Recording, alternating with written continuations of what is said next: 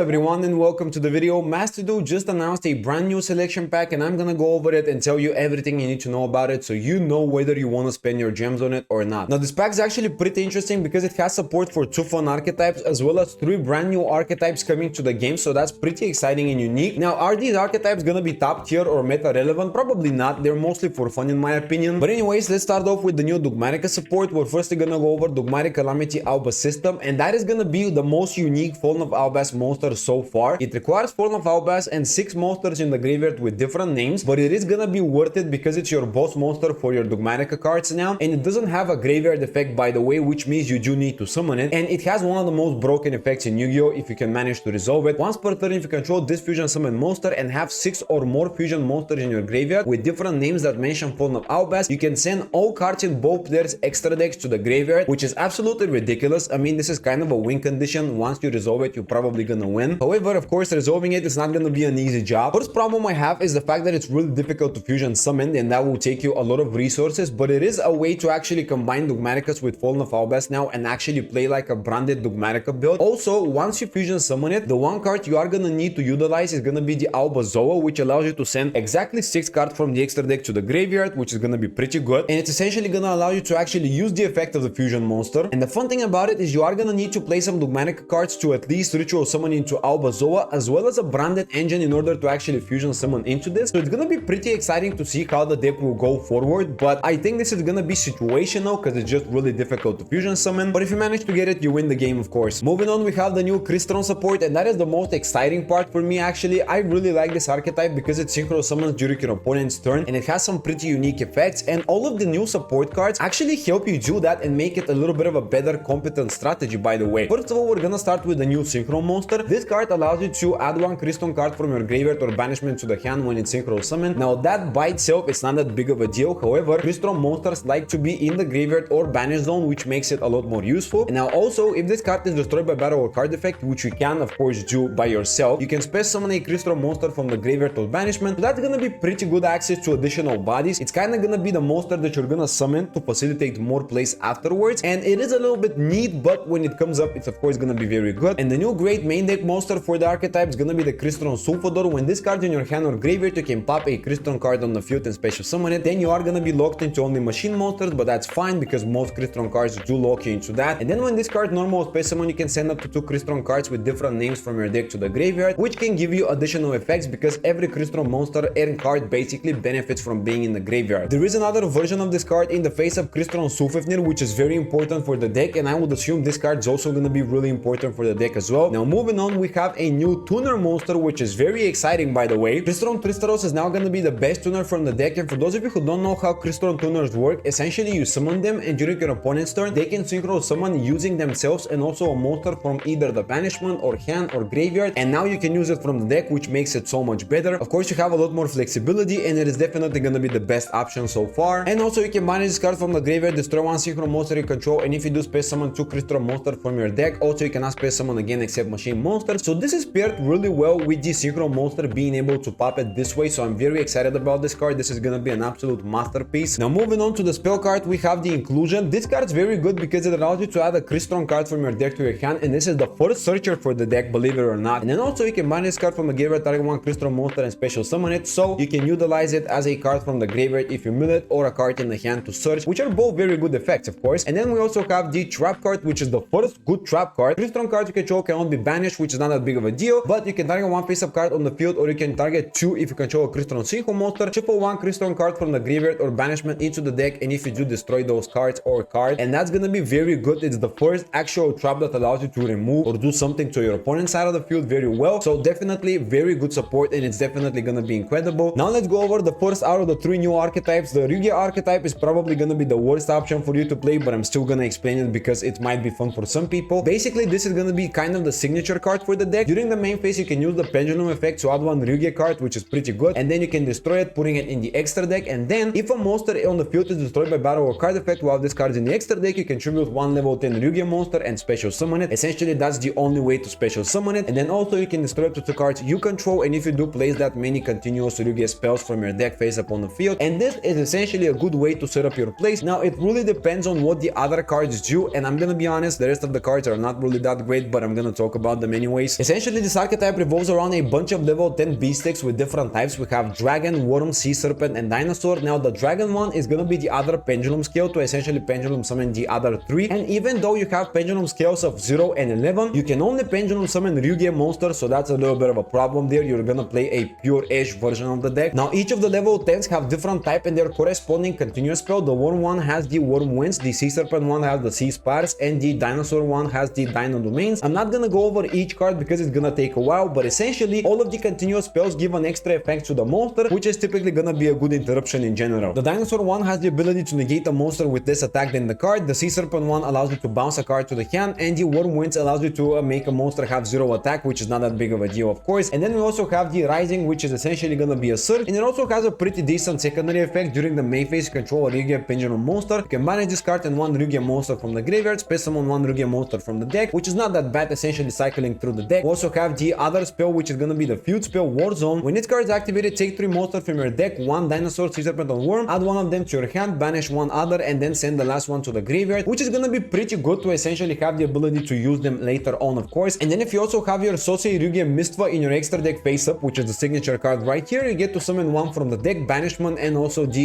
graveyard, essentially getting access to all 3 of them in a 2-card combo. It's a decent effect, but the archetype itself is not really that great, to be honest. And then we have 2 more trap cards. One is the Ryu-Ge End, which has a little bit of a protection effect and a popping effect, and the other one is gonna be the Rivalry, which essentially special summons a monster from the hand, deck, or graveyard, which is not that bad. And then also you can banish it, target 1 Ryu-Ge continuous spell, and then shuffle it back into the deck and draw an additional card, which essentially allows you to recycle a card and get +1, which is kind of decent, I guess. Overall, this archetype seems kind of fun, but it's not gonna be that big of a deal, I can already guarantee you that. Now moving on, we have the new Materiactor archetype, which is essentially an Xyz 3 archetype. Usually people pair this archetype with Goblin Bikers, and it's not a pure list. However, now we might see a pure edge version of it, and we also have a bunch of new level 3 monsters coming to the game. To be honest, this archetype literally does the same stuff as any other level 3 archetype, just summon a bunch of bodies in Xyz summon. A fun thing about this archetype is the fact that it has some similarities with Gunkan Suships revolving around a normal monster. We have all of our monsters essentially having some sort of a synergy with it, and the goal is to get the normal monster on the field or somehow search it and get it. But I honestly don't really want to go over these cards because they're essentially just Xyz 3 plays, and there's nothing really that special about them in my opinion. And speaking of new and unique archetypes, moving on, we have the new Mimighoul archetype finally coming to Master Duel, and this is by far one of the most interesting archetypes I've seen. This archetype revolves around basically summoning flip monsters to your opponent's side of the field and benefiting from them. Now firstly, we're gonna go over the Mimighoul Master because this is kind of the card that the deck revolves around at least a little bit. If this card normal space summon, you can add 1 Mimighoul monster from deck to hand, and also during your opponent's main phase, you can change 1 face down monster on the field to face up attack or defense position. And the benefit here is the fact that you don't need to target a monster on your side of the field, you can also target a monster on your opponent's side of the field, which is very nice. And now the whole gimmick of this archetype is to utilize a bunch of level 1 flip monster that can also be given to your opponent. Essentially, we're gonna go over the Mimighoul Dragon, but all of them have similarities, and I'm not gonna go over each and every one of the flip monsters. Essentially, when this card flip face up, you can destroy all face up monsters you control except Mimighoul monsters, and also give this card to your opponent, essentially destroying your opponent's cards, of course. Also, during the main phase, you can space summon this card to your opponent's side of the field and face down defense position, which is really easy to set up the play. And then also, if you special summon it or normal summon it to your side of the field, you can add a Mimighoul spell or trap card, so it still has its uses even though it's a flip monster. The real reason why this archetype is actually good, even though it's based off of flip monsters, is because they have additional effects outside of the flip effect, making them a lot more useful. For example, let's take a look at another flip monster from the archetype, maybe the Archfiend. This card not only allows you to go +1 and make your opponent go -1, but it can also be special summoned to your opponent's side of the field just like that, which is pretty easy and useful. And also, if this card normal space summon, you can change 1 face down monster to face up. Essentially, it has an additional effect if you do decide to normal summon it yourself, and this makes the card a lot more useful, not just a regular flip monster, right? There are also a couple of very good spells and traps. For example, Mimighoul Maker is gonna be your search, which is a really unique card as well. Reveal 2 flip monsters, any flip monsters, not just Mimighouls, of course, and then your opponent randomly picks 1 to special summon to their side of the field, and you get the other one to the hand. And then you can also special summon a Mimighoul monster from your hand, making it a really stacked card. And on top of that, this card has a 4th effect where if your opponent special summons a monster, you get to flip a monster on their side of the field face up, and then essentially trigger the effect of it. And then we have another interesting mechanic in the face of Mimighoul Fork, allowing you to target a face down monster your opponent controls, and then they are gonna choose whether to flip it face up or allow you to send it to the graveyard and then just draw 2 cards. And then you can also banish this card to add another Mimighoul Fork, which is actually pretty good as well. And then we also have a ridiculously powerful field spell in the face of Mimighoul Dungeon. If a player controls a face down monster, they cannot normal summon nor attack with special summon monsters the turn they are summoned. This is literally such a powerful effect, and on top of of that, you have another effect. During the main phase, you can add one Mimighoul monster from your deck to your hand, so this can literally be a searcher and a floodgate, which is just ridiculous. And then we also have a good trap card in the face of Mimighoul room, allowing you to special summon a Mimighoul monster either to your field or your opponent's side of the field face down, and then you can also change one monster to face up from face down, so this can literally trigger the effect of the monster you special summon to your opponent. And then also you can banish this card from the graveyard, then target any number of